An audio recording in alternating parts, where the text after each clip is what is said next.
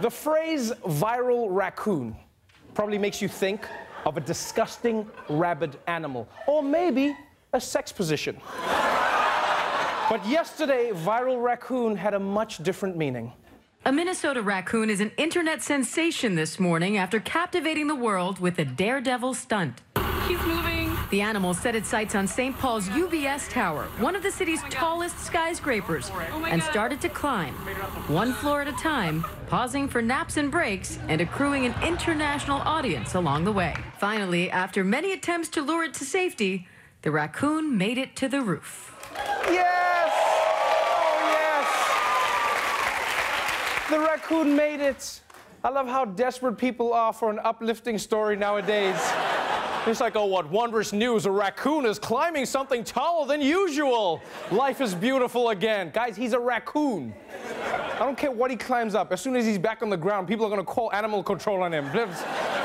And look, I get it. I'm used to Americans freaking out about animal stories. But just so you know, this would never happen in Africa, mostly because our animals are taller than our buildings. So, it doesn't work. And there was so much speculation over why the raccoon was climbing this building. You know, did he think it was a massive garbage can? Was he trying to get French citizenship?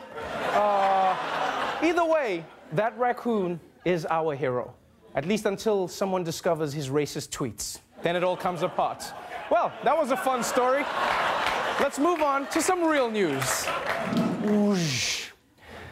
Some days, there's so much news going on, it feels impossible to get through it all. Thankfully, though, too much news is just the right amount for a news segment we call Ain't Nobody Got Time for That.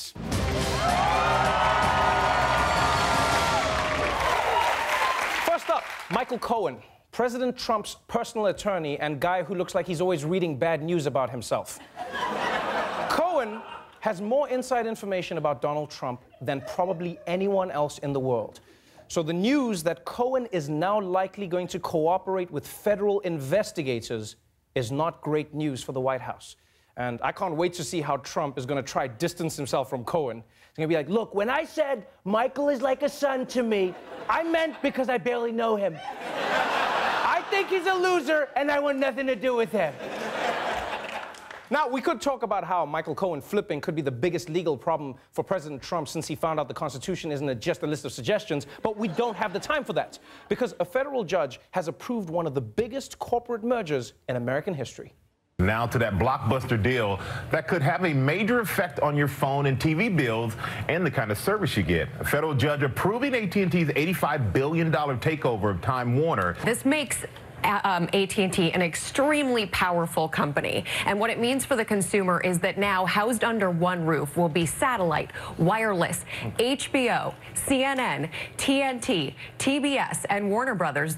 Finally, Time Warner and AT&T are joining forces. This is such great news for consumers because now we can get all of our horrible customer service in one place.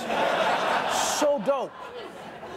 It's going to be interesting to see what AT&T does with HBO, though, you know? Like, they're going to be cross-promoting. Like, you'll be watching Game of Thrones, and instead of sending a raven, Jon Snow is just going to FaceTime. Is that what happens?